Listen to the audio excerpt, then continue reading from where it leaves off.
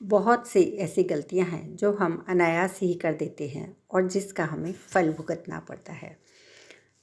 आ, बहुत से लोग तो यह जानते भी नहीं हैं और जो जानते हैं वह अनायास गलती से कर देते हैं। पहला, यदि आप नहाते हैं तो नहाते वक्त अपना एक पैर दूसरे पैर से कभी भी नहीं रगड़ना चाहिए।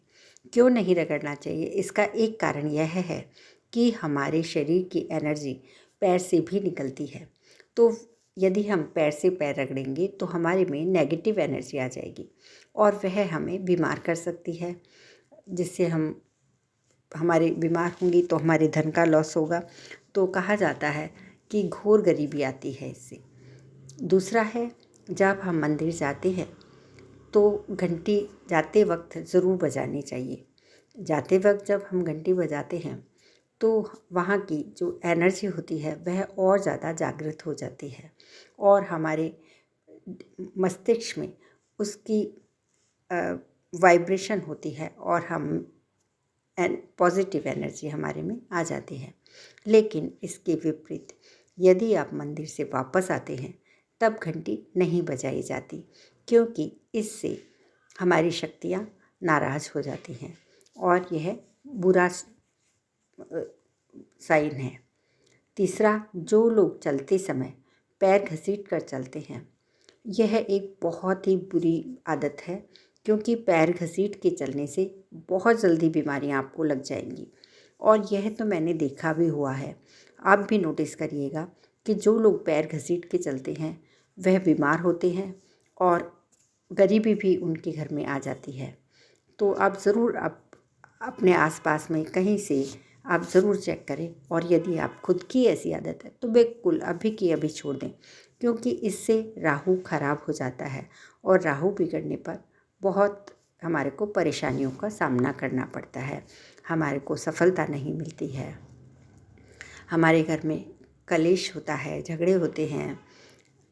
तो पैर से घसीट कर, जो पैर उठाकर चलना और पैर घसीट कर चलना, तो घसीट कर नहीं चलना चाहिए, जब भी चले पैर उठाकर चले। चौथा है, घर में क्लेश झगड़ा नहीं करें। इससे भी राहु दोष हो जाता है, क्योंकि बुरी शक्तियाँ वहाँ पर रहती हैं जहाँ पर झगड़ा वैमनस्य होता है, वहाँ पर बुरी शक्तियाँ रहती हैं, क्योंकि हमारा दिमाग भी वहाँ पर बुरा हो जाता है और हमारी सोचने की शक्ति कम हो जाती है, जिससे कि कहा जाता है ज्योतिष शास्त्र में, इससे राहु बिगड़ जाता है। और जब हम खुशी से रहते हैं, एक दूसरे से के साथ प्रेम भावना से रहते हैं, सहयोग से रहते हैं, तो माँ लक्ष्मी वहाँ पर प्रसन्न होती हैं, उस घर में खुशियाँ होती हैं, उस घर में बीमारियाँ नहीं होती हैं, क्योंकि जहाँ पर आपने गुस्सा किया, आपकी निर्णय लेने की शक्ति क्षीण हो जाती है और निर्णय लेने की शक्ति क्षीण होने से, कमज़ोर होने से आप कोई भी काम ठीक से नहीं कर पाते हैं। तो यह कारण है चौथा। पांचवा है, जब भी आप सुबह घर से निकलें तो केसर का तिलक ज़रूर करें। अब जैसा कि आप जानते हैं कि हमारे इस दोनों आईब्रो के बीच में तिलक करने का बहुत पुराना रिवाज चला आया है। तो किसी न किसी रूप में, जैसे कि हम पूजा करते हैं तो हम तिलक करते हैं, हम अच्छा कार्य करते हैं तो हम तिलक करते हैं। तो वह क्यों करते हैं? क्योंकि वह अच्छा होता है। अलग अलग चीज़ों का तिलक करने से अलग अलग एनर्जी हमारे शरीर में आती है। लेकिन यदि आप केसर का तिलक करते हैं तो उससे ज्योतिष शास्त्र के अनुसार गुरु प्रसन्न होते हैं। दूसरा, केसर में ऐसी वो प्रॉपर्टीज़ होती हैं जो हमारे चक्रा को एनर्जाइज करती हैं। तो इसलिए आपको केसर का तिलक करना चाहिए। उससे आपको कार्य में सफलता मिलती है और आपका दिमाग अच्छा सा चलता है, सही निर्णय ले सकता है। छठा है, महीने के किसी भी शुक्रवार को खीर बनाकर पूरे घर के सदस्यों को खाना चाहिए और माँ लक्ष्मी की पूजा करनी चाहिए। अब खीर ही क्यों? क्योंकि जैसा कि साइंस के अनुसार हम देखें तो वीक में एक बार दूध और चावल, यह खाना बहुत अच्छा होता है, हमारे शरीर के पित्त को समाप्त कर देता है, जिससे हमें बीमारियां नहीं होती हैं और घर में खुशहाली का वातावरण भी बन जाता है।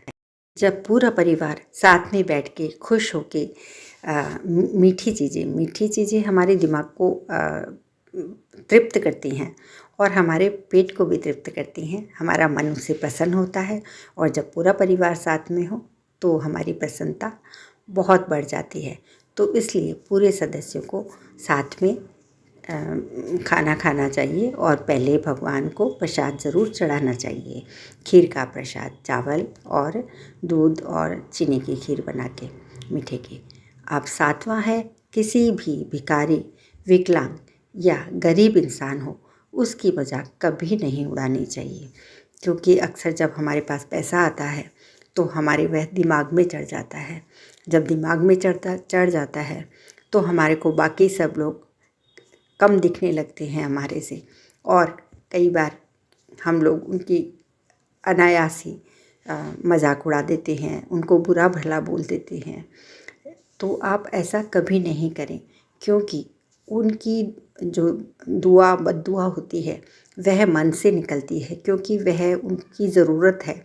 जैसे कि कोई भूखा है तो उस टाइम उसको भूख सबसे बड़ी दान भी, खाना भोजन का दान सबसे बड़ा दान कहा गया है, और किसी भिखारी मतलब भूखे को तृप्त करना बहुत बड़ा दान कहा गया है।